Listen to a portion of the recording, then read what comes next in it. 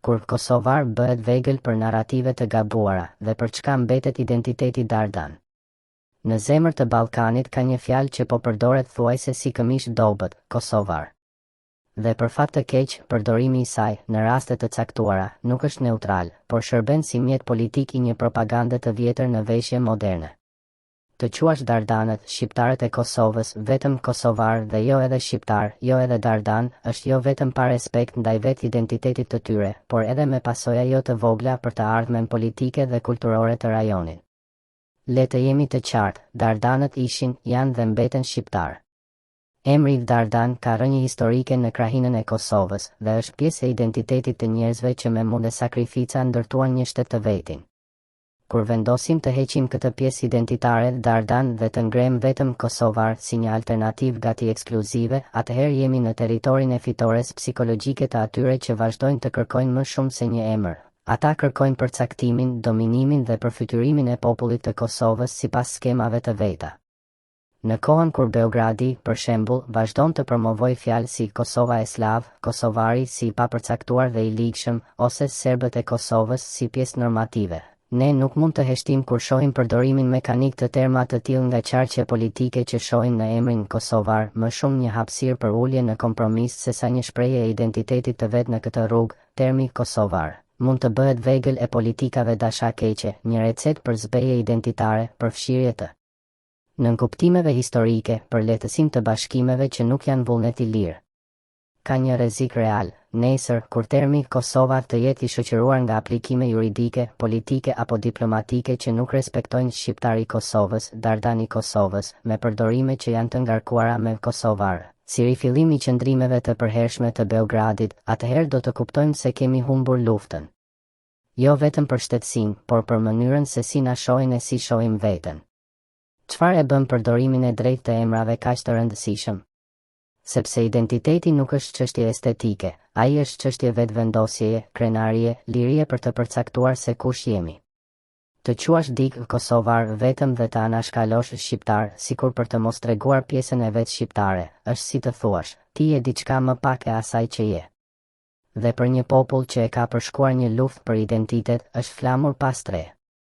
Le të shohim fakte. Kur u shpall pavarësia e Kosovës më 2008, një nga shtyllat ishte një shtet i shqiptarëve të Kosovës për shqiptarët e Kosovës.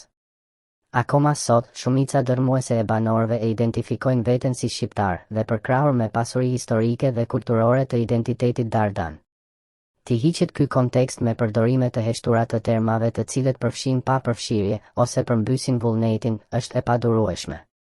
Po kështu është në fakt një lojë hile, kur emri kosovar përdoret pa specifikim, ai mund t'i jap hapësirë politikave që promovojnë më tepër multietnicitetin pa përfitim për pjesën shqiptare, ose që e vendosin popullin shqiptar të Kosovës në pozicion të paqartë përballë Serbisë dhe diplomacisë ndërkombëtare. Pra, përpara se të arrijmë tek çështje të avancuara si integrimi evropian, sovraniteti, forcimi ushtarak, duhet të kujtojmë, çfarë emri do të mbajmë? Me çlishim të historisë? Me çfarë krenarie? Kjo nuk është fushat për dhunim të termit kosovar. Jo. Por për shtimin e transparencës, kur flasim për shqiptarët e Kosovës, për Dardanët, le të përdorim shqiptari Kosovës, Dardan, apo përkatësinë që vetë ata e zgjedhin, jo vetëm kosovar, si një fjalë gjithëpërfshirëse që fshihet prapa neutralitetit të rreme. Kjo është çështje e denjësisë dhe e lirisë së vetëemërimit.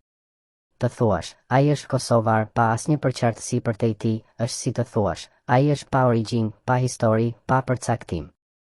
Është në fakt më e keqe se të thuash, ai është serb i Kosovës, sepse në atë rast ka një etikë të hapur. Por të thuash kosovar me qetësi nuk do të thotë që ke hequr përkatësinë shqiptare, do të thotë që po e vën nën hijen e një emri vetëm kosovar, dhe po i jep dikujt tjetër mundësi të shkruajë vijat e historisë përkatëse. Nëse shqiptarët e Kosovës lejojnë këtë pa reflektuar, do të jetë si të pranojmë që të na fshin fare. Dhe jo, nuk jam dramatik, është rrezik serioz. Identiteti është kryqëzimi ku politika ndërtohet, humbja e emrit është humbja e pushtetit për të negociuar, për të qenë vetë dhe për të mos u thjeshtuar. Unë refuzoj që Dardanët të jenë vetëm kosovar në formë të neutralizuar, sepse emrat nuk janë vetëm fjalë, janë toka që mbajmë nën këmbët tanë. Pra çfarë propozoj? Të filloj nga këtë, çdo përdorues i termit kosovar të pyes vetveten, apo përjashton përkatësinë shqiptare apo dardane? Apo përshpejton narrative që e përshkruan popullin si pa rënje ose të rënë në hije? Dhe se cili shqiptar i Kosovës, çdo dardan, të thotë të qartë, unë jam shqiptar, dardan, i Kosovës. Dhe jo vetëm kosovar. Sepse nëse nuk e themi vetë, do ta thonë të tjerët për ne, dhe me gjas jo me mirësjellje. Në një botë ku identitetet janë shpesh betej, ne nuk mund të lejojmë që fusha jon të zhgënjehet nga një term i lirë sepse duket neutral. Neutraliteti në këtë rast nuk është virtyt, është dorëzim. Dhe dorëzimi nuk është zgjedhje për dardanët. Ata kanë zgjedhur lirinë, pronësinë e vetes, triumfin mbi sfida të jashtëzakonshme. Nuk është koha të humbasim emrin përpara se të humbasim vetveten.